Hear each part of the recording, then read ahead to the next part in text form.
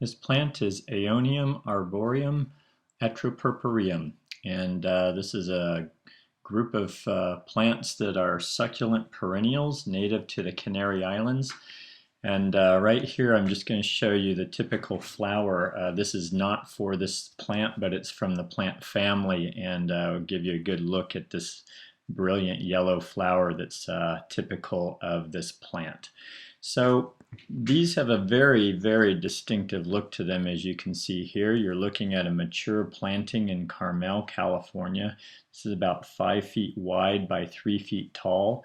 And what's distinctive about this family of plants, the aeoniums, is the leaf heads that you see here that look like flowers, and they're really just the way the foliage is presented.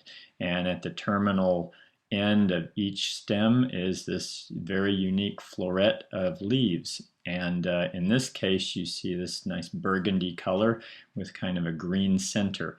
And just so you know, there is some dust on this particular plant because it's next to a dusty parking area, and so there's a little haze there that you wouldn't naturally see it have a deeper color.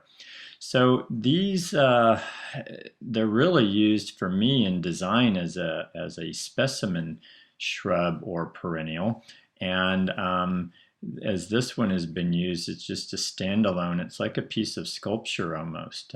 This entire plant, I'd say it's probably a grouping of 2 or 3, but these stems can also root, and I believe that's what's happened here. Either they planted a small grouping of them, or the stems, as they kind of laid out, started to root. And you also see branching happening within the plant itself.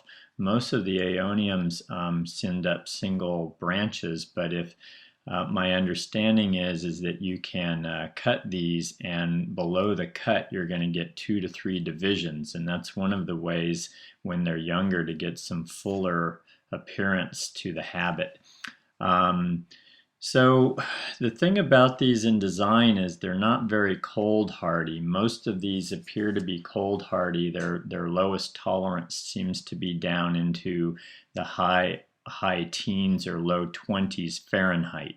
I have some experience with this nearby where I live with a client, and definitely hers weathered through the low 20s this last winter and looked just fine.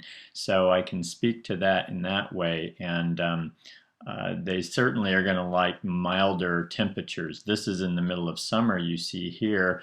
The book says that during the heat of the summer in hotter areas they kind of look their worst, where the leaves will kind of be smaller and there won't be a lot going on. But near cooler coastal areas, especially in California, like you see here, this plant looks great, and everything about it is looking good during the middle of summer. The flowers tend to happen in the spring, so early spring, late winter is when I've seen them in our area anyway.